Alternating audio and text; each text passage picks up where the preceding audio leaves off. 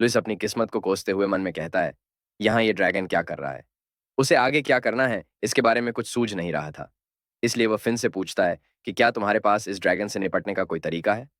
Fin डरी हुई थी, इसलिए पहले कुछ बोल नहीं पाती, और जब बोलती है तब उसे बताती है कि ये ड्रैगन ड्रैगन स्वैम्प का एक जीव है जिसमें ड्रैगन का खून है।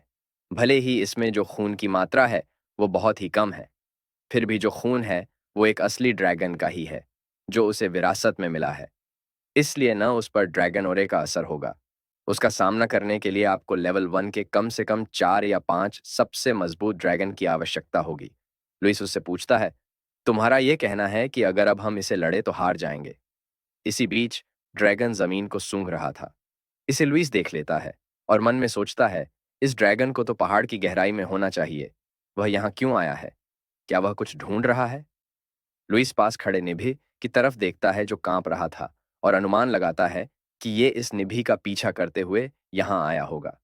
कुछ देर ढूंढने पर भी ड्रैगन को कुछ नहीं मिलता, इसलिए वह जंगल की गहराई में जाने लगता है। उसे उनसे दूर जाता देख लुइस राहत की सांस लेते हुए सोचता है, आखिरकार वो यहाँ से चला गया। कि तभी अचानक बिजली के कड़कने की तेज आवाज आई, जिसने सभी का ध्यान आसमान की तरफ आकर्षित किया। लुइस इसे थोड़ा डर गया, क्योंकि उसे पता था कि अब आगे उसके साथ क्या होने वाला है।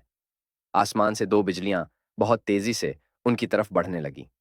एक बिजली जाकर ड्रैगन को लगी और दूसरी लुइस की तरफ बढ़ने लगी।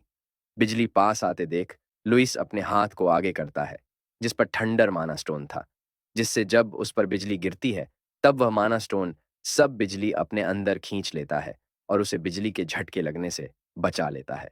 जब वह राहत की सांस ले ही रहा था कि उसकी नजर सामने खड़े ड्रैगन पर पड़ी, जो उसे गुस्से से देख रहा था। इस समय उसे कुछ समझ नहीं आ रहा था कि अपनी ऐसी किस्मत पर हंसे या रोए। वो उससे पूछता है, तुम्हारे मॉरल्स कहाँ हैं? वह इसलिए ऐसा कहता है क्योंकि वह एक हायर ड्रैगन था, लेकिन वह जानता था इस पर उसका कोई असर नहीं होगा, इसलिए वह सभी को चिल्लाकर कहता है, भागो। इतना सुनते ही सभी लोग वहां से जितना जल्दी हो सके दूर भागने लगते हैं। केन उनसे कहता है, यह तो हमारा पीछा नहीं छोड़ रहा। केनी कहती है, यह तो बहुत डरावना है। उनकी ऐसी बकवास को सुनकर लुइस उन पर चिल्लाता है, बकवास बंद करो और यहां से जल्दी भागो। कुछ देर भागने के बाद जैकब हाँफने लगता है। उसे इस हालत में देख पाब्लो उसे कहता है, जल्दी भागो, इससे कि पहले वह हमें पकड़ ले। जैकब मन में कहता है, पाब्लो तो ठीक है, लेकिन यह बच्चे मेरे से तेज कैसे दौड़ रहे हैं? जैसे कि मैंने सोचा था ये कोई आम बच्चे नहीं है। जब वह इस सोच में डूबा ही था कि उसे अपने पीछे के खतरे का एहसास होता है।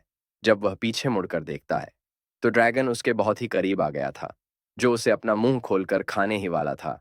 इसलिए वो जल्दी से विसल बजाकर अपने कॉन्ट्रैक्टेड पेट बीस्ट को बुलाता है, जो आसमान से बहुत तेजी से उनकी तरफ बढ़ने लगता है। इसका एहसास होते ही ड्रैगन उसका पीछा करना छोड़कर आसमान की तरफ देखने लगता है। वो देखता है एक 6 विंग ब्लड बर्ड उसकी तरफ बढ़ रहा है। वो उसे पकड़ने की कोशिश करता है, लेकिन चूक जाता है, जिसे 6 विंग बर्ड मौका देख उसके सिर पर हमला कर देता है, जिसे उसके सिर से खून निकलने लगता है और दर्द के मारे वो गुर्राता है।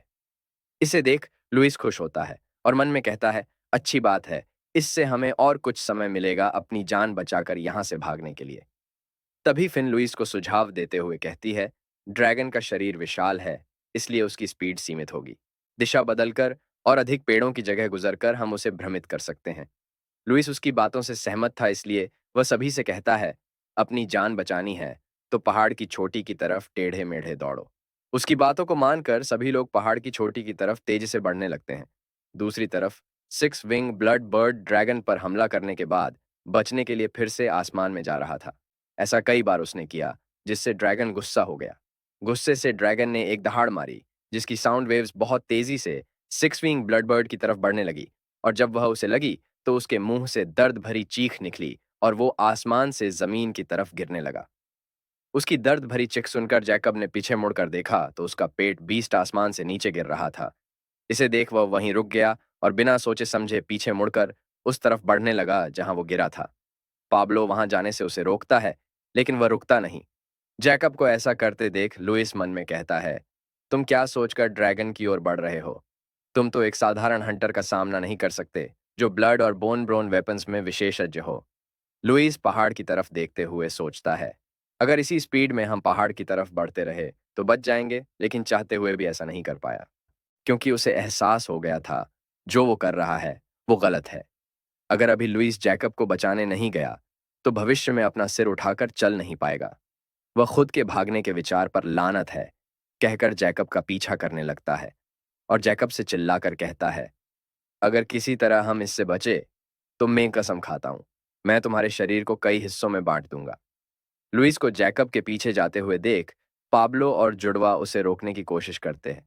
केनी कहती है, हमारे साथ चलो लुइस, लेकिन वह नहीं रुकता, इसलिए वह भी उसके पीछे चल पड़ते हैं। थंडर टाइगर डरा हुआ था और सभी को ड्रैगन के पास जाता देख कुछ समझ नहीं पाता कि आखिरकार वह क्या करे। क्या वह पहाड़ की तरफ जाकर अपनी जान बचाए या उनके पीछे चले जाए जिन्होंने उसे पकड़ा था।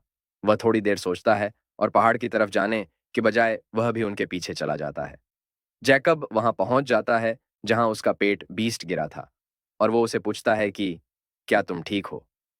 सिक्स विंग बर्ड ऊंचाई से गिरने की वजह से ठीक से खड़ा नहीं हो पा रहा था। उसकी ऐसी हालत को देखकर जैकब उसे सहारा देने पास जा ही रहा था कि वहां ड्रैगन आ जाता है, जो सिक्स विंग बर्ड के दोनों पंखों को पकड़कर उसके एक पंख को काट लेता है। दर्द के मारे सिक्स विंग बर्ड के मुंह से चीख निकल जाती है।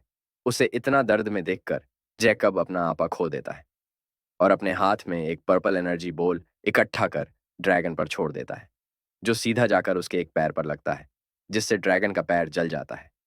उसके इस हमले से ड्रैगन गुस्से से उसे देखने लगता है और उस पर अपनी पूंछ से हमला करता है। उसकी पूंछ अपने करीब आते देख जैकब इतना डर जाता है कि उस जगह से हिल नहीं पाता।